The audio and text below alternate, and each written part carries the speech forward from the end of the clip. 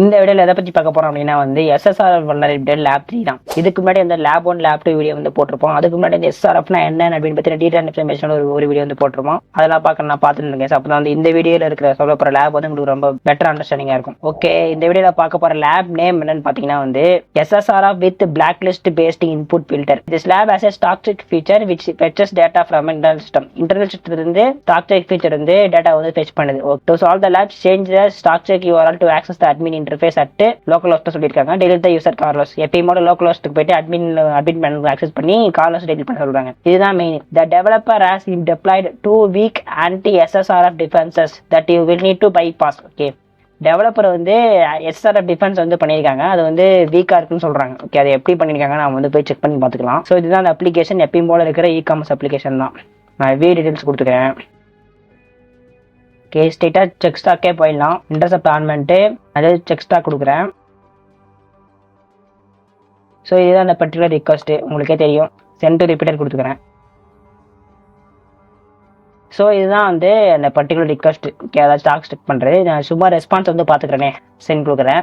599 சொல்லிட்டு வருது. ஸோ நம்ம முதல் ஆப்பில் போனால் தெரியுமா, அந்த ஃபஸ்ட்டு வந்து இங்கே பண்ணிடணும். http://localhost/admin சென்ட் கொடுக்குறேன். ஸோ இங்கே பார்த்தீங்கன்னா external stack check blocked for security reasons. Maybe இந்த அப்ளிகேஷனோட டெவலப்பர் வந்து இந்த மாதிரி லோக்கல் ஹோஸ்ட் அந்த மாதிரி அட்மின் அப்படிங்கிற வார்த்தையை பார்த்தா அது வந்து இந்த மாதிரி எக்ஸ்டர்னல் ஸ்டாக் செக் வந்து பிளாக் ஆயிருக்கு அப்படின்னு சொல்லலாம் அப்படின்னு சொல்லிட்டு கொடுக்குறாங்க போல. ஸோ இது வந்து ஒரு மெக்கானிசம். இந்த மாதிரி வந்து லோக்கல் ஹோஸ்ட் அட்மின் ஒரு சில வார்த்தைகளை பார்த்தா வச்சுக்கோங்களேன், ஒரு சில இடத்துல பிளாக் பண்ணுவாங்க. ஓகே, இந்த மாதிரி கிராஸ் ஸ்கிரிப்டிங் பண்ணும்போது கூட WAF பிளாக் பண்ணுவாங்க. வெப் அப்ளிகேஷன் ஃபயர்வால் வந்து பிளாக் பண்ணிருப்பாங்க. அது எப்படின்னா வந்து ஒவ்வொரு வேர்டு வச்சு ஒரு ஒர்க் ஆகும். ஸோ அதே மாதிரி இந்த லோக்கல் ஹோஸ்ட் தெரியுமா, லோக்கல் ஹோஸ்ட்டை எடுத்துட்டு நம்ம வேற ஒரு லோக்கல் ஹோஸ்டோட ரெப்ரசன்டேஷன் தான் போட போகிறோம். IP அட்ரஸ் வேற ஒன்றும் இல்லை. ஸோ இதுவுமே லோக்கல் ஹோஸ்ட் IP அட்ரஸ் தான். உங்களுக்கு ஏற்கனவே தெரியும். ஓகே, எல்லாம் கரெக்டாக இருக்குன்னு நினைக்கிறேன். இங்கே பாருங்க, அதுக்குமே வந்து external stack check block. So அது வந்து டெவலப்பர் வந்து இந்த IP அட்ரஸையும் வந்து பிளாக் பண்ணி வச்சிருக்காங்க போல. ஓகேவா, இதில் வந்து இன்னொரு கான்செப்ட் வந்து பார்க்க போகிறோம். அது என்னன்னா வந்து இந்த லூப் பேக் IP அட்ரஸ் தெரியுமா, 127.0.0.1 அது கூட ஷார்ட் அண்ட் நோட்டேஷன் சொல்லுவாங்க. ஓகே, அது எப்படின்னா வந்து 127.0.0.1. ஸோ இதோட ஷார்ட் அண்ட் நோட்டேஷன் வந்து 127.1. ஓகேவா, இது ரெண்டுமே வந்து ஒரே சேமான இதை தான் குறிக்கும். ஓகேவா, அதில் எந்த ஒரு டவுட்டுமே இருக்கக்கூடாது. உங்களுக்கு IP அட்ரஸ் பார்த்துட்டு தெரிஞ்சாங்களே ஷார்ட் அண்ட் நோட்டேஷன் என்னன்னு சொல்லிட்டு உங்களுக்கு ஓரளவுக்கு ஐடியா இருக்கும். ஓகே, இப்போ நாம இந்த ஷார்ட் அண்ட் நோட்டேஷனை தான் வந்து இந்த இடத்துல வந்து யூஸ் பண்ண போகிறோம். நான் ஜஸ்ட் என்ன பண்ண போகிறேன், 2 ஜீரோ எடுத்து விட்டு இப்படி தான் இருக்குது 127.1 அட்மின் அப்படின்னு தான் இருக்குது. இதை சென்ட் பண்ணுறேன். ஸோ இங்கே பாருங்கள், இதையவே வந்து டெவலப்பர் வந்து பிளாக் பண்ணியிருக்காரு. ஓகேவா, ஸோ தட் நம்ம வேறு ஏதாச்சும் இந்த இடத்துல வந்து ட்ரை பண்ணணும். எப்படி டெவலப்பருக்கு ஷார்ட் அண்ட் நோட்டேஷன் தெரிஞ்சிருக்க வந்து வாய்ப்பு இல்லை. ஓகே, மேபி அவர் அட்மின் அப்படிங்கிறத பேஸ் பண்ணிக்கூட வந்து லைக் இதை வந்து பிளாக் பண்ணலாம் அப்படின்னு சொல்லிட்டு நான் நினைக்கிறேன். இது அட்மினை காப்பி பண்ணிட்டு Ctrl+V. ஓகே, URL என்கோட் வந்து பண்ணிக்கிறேன். ஓகே, URL என்கோட் பண்ணால் இதான். அது நான் வந்து இன்னொரு தடவை URL என்கோட் பண்ணிக்கிறேன்.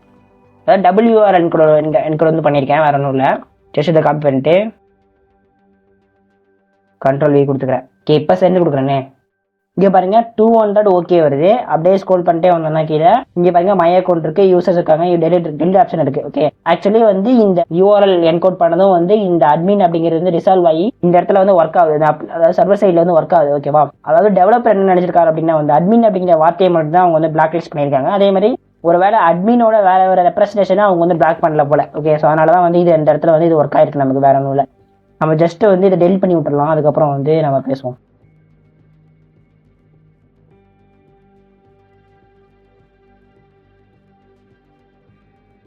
ஃபோன் வருது,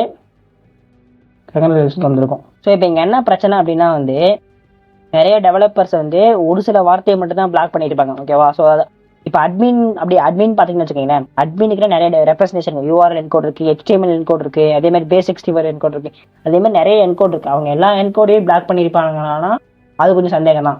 ஸோ அதனால தான் நம்ம இந்த இடத்துல வந்து WURL என்கோட் பண்ண உடனே அது வந்து ஒர்க் ஆயிடுச்சு. ஓகேவா, நீங்கள் எப்போல்லாம் வந்து SSRF இப்படி செக் பண்ணுறீங்களோ அப்போலாம் வந்து எல்லா என்கோடையும் நீங்கள் வந்து ட்ரை பண்ணி பார்க்குறது ரொம்பவே நல்லது.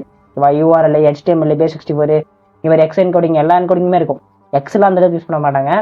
சொல்கிறேன், நிறைய என்கோடிங் டைப்ஸ் இருக்கும். அது எல்லா என்கோடிங் டைப்பையும் வந்து டெவலப்பர் வந்து பார்த்துருப்பாங்கன்னா அது கொஞ்சம் சந்தேகம் தான். அந்த இடத்துல வந்து பிளாக் லிஸ்ட் ஆகுது அப்படின்னா வந்து இந்த மாதிரி வேற ஒரு ரெப்ரஸன்டேஷன் நீங்கள் வந்து செக் பண்ணி பார்த்துக்கலாம். ஓகேவா, ஸோ அதே மாதிரி இந்த ஷார்ட் அண்ட் நோட்டேஷன் வந்து நிறைய இருக்குது. ஓகே, 127.1 அப்படிங்கிறது மட்டும் தான் வந்து அதுக்கு வந்து ஷார்ட் நோட்டேஷன் கிடையாது.